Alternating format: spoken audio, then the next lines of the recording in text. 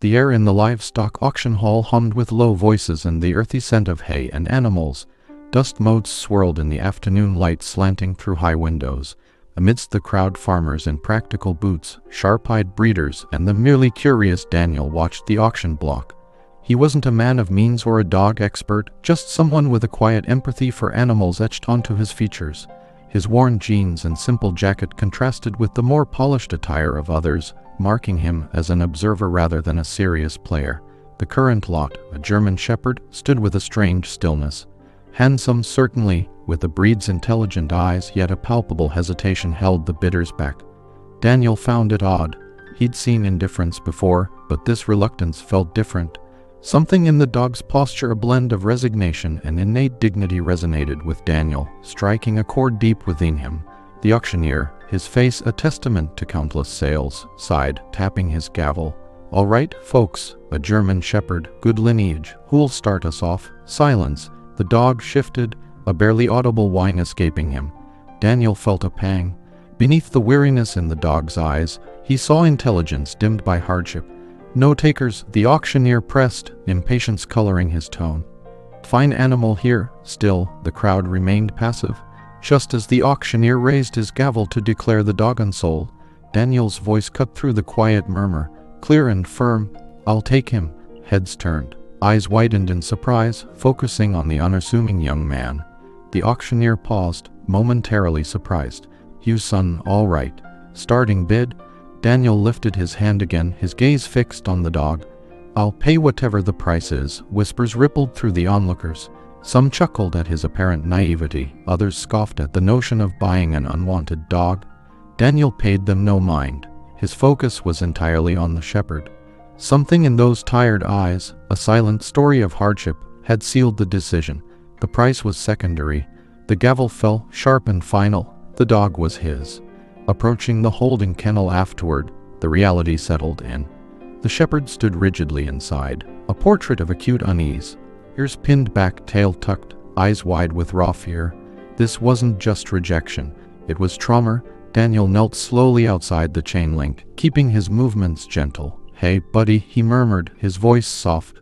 "It's okay. You're safe now." The dog remained frozen, watching Daniel with wary intensity, muscles tensed as if expecting a blow. A nearby handler, leaning casually against a post, shook his head. "Not sure what you see in him, kid," he commented dryly. "Been returned twice. Won't listen, won't bond. Something's broken in him." Daniel absorbed the warning but wasn't deterred. Trust wasn't bought or demanded, it was earned. He knew the fear wasn't defiance but defense. Slowly, he unlatched the kennel, opening the door just enough, giving the dog space. The shepherd hesitated but didn't bowl. He just watched Daniel, scrutinizing him. It was then Daniel noticed them faint, pale scars half hidden beneath the thick fur on his flank. Someone had hurt this dog. A quiet, protective anger surged in Daniel, replaced instantly by fierce resolve. Kneeling there, before the scarred, fearful animal, Daniel made a silent vow. No more harm would come to this dog. Bringing the shepherd home marked the true beginning. Daniel named him Rex, a strong name for a dog who seemed to carry the weight of a difficult past. But Rex didn't respond to it, or to much else. He existed like a phantom in Daniel's small house, eating when food appeared, moving only when necessary, a silent shadow at the edge of Daniel's life. He never wagged his tail, never barked or whined. Silence seemed to be his shield, his learned method of survival. Daniel refused to give up or push. Patience became his primary tool. Every day, he would sit quietly on the back porch steps, reading or simply watching the world go by, speaking softly to Rex without demanding interaction. He just offered a steady, calm presence. Initially, Rex kept his distance, sitting stiffly several feet away, body taut, eyes scanning nervously. But Daniel remained consistent, a fixed point of safety in Rex's uncertain world. Gradually, almost imperceptibly, as days turned into weeks, a subtle shift occurred. The rigid posture eased slightly. The constant vigilance lessened. One cool evening, as twilight softened the edges of the yard, Daniel sat on the steps. He felt an unexpected warmth brush against his leg. Looking down, he saw Rex had moved closer than ever before, laying his head on the step beside Daniel's knee. Not quite touching, but breaching the space between them. It was the first fragile offering of trust. Daniel held his breath, understanding the significance of the moment. He didn't move, didn't speak, simply allowed the connection. The battle wasn't over, but this felt like a major victory, the first real crack in the wall around Rex's heart. The turning point arrived on an ordinary afternoon. Daniel was mending a section of fence at the edge of his property, focused on his task. He sensed a presence and turned, expecting Rex to be watching from his usual distance. Instead, Rex stood only a few feet away, ears pricked forward, observing Daniel's hands with open curiosity. Fear momentarily forgotten. It was a small change, but it felt monumental. Wanting to encourage this shift, Daniel pulled an old tennis ball from his pocket and rolled it gently a short distance away. Rex's eyes followed the ball, but he didn't move towards it. Daniel didn't press. He simply pocketed the ball and returned to his work. He repeated the gentle offering the next day and the day after. Finally, after about a week of this quiet ritual, something shifted. Daniel rolled the ball, and Rex hesitated only briefly before stepping forward. He approached the ball, sniffed it carefully, then, almost uncertainly, nudged it with his nose. Daniel's heart leaped. "Yeah, that's it, boy," he murmured encouragingly. Rex nudged it again, a little harder. It was the first flicker of playfulness, the first sign Rex was engaging with the world beyond basic survival. That evening, their porch ritual felt different.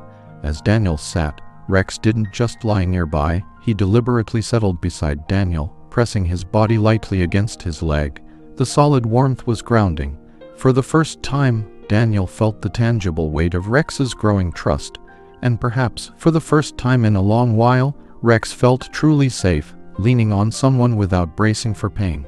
It was more than just teaching fetch. It was rebuilding a world, showing him human connection could mean safety. From that night, the relationship deepened. The invisible barrier dissolved, replaced by a bond strengthening daily. Rex began following Daniel more closely, not as a shadow, but as a companion. He started exploring his surroundings with cautious interest. One morning, while Daniel filled the water trough, he tossed the ball again, almost absently. This time, Rex didn't hesitate. He trotted eagerly to the ball, picked it up firmly in his mouth. The first time Daniel had seen him hold something, willingly turned and brought it straight back, dropping it gently at Daniel's feet. Daniel froze, astonished. He slowly reached down and took the ball. "Good boy," he whispered, his voice thick with emotion. "Good boy, Rex." In response, Rex's tail gave a single, tentative wag, back and forth just once. But it was enough. It was the visible sign of the internal shift, a flag of emerging happiness. That retrieve, that wag, unlocked something in Rex. He began to truly come alive. He ran alongside Daniel on morning jogs, his stride powerful. The sight of the leash sparked excited yips. He started nudging Daniel's hand for affection. The physical scars remained, reminders of his past, but the deeper wounds were clearly healing under Daniel's patient care. One evening, Daniel sat on the porch swing. Rex climbed up beside him, nudged closer, and rested his heavy head confidently on Daniel's lap. It was an act of complete trust, a surrender of vulnerability. Daniel gently stroked Rex's fur, feeling the steady rhythm of his breathing. A silent promise passed between them. They had each other now. Neither would be alone again. As Rex settled fully into his new life, confident and secure, Daniel noticed something else. There were layers to Rex he hadn't anticipated.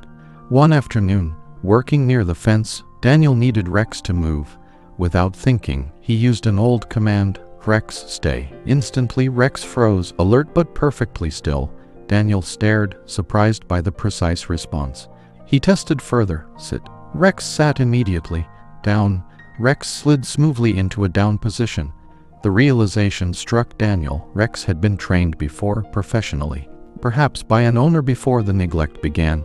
But his skills seemed to go deeper. Driven by curiosity, Daniel took Rex to a neighbor's pasture containing a small herd of cattle. The moment Rex spotted the livestock, his demeanor transformed. He dropped into a low crouch, eyes laser-focused, muscles coiled. He began to move instinctively, circling the cattle with fluid grace, not chasing, but working them.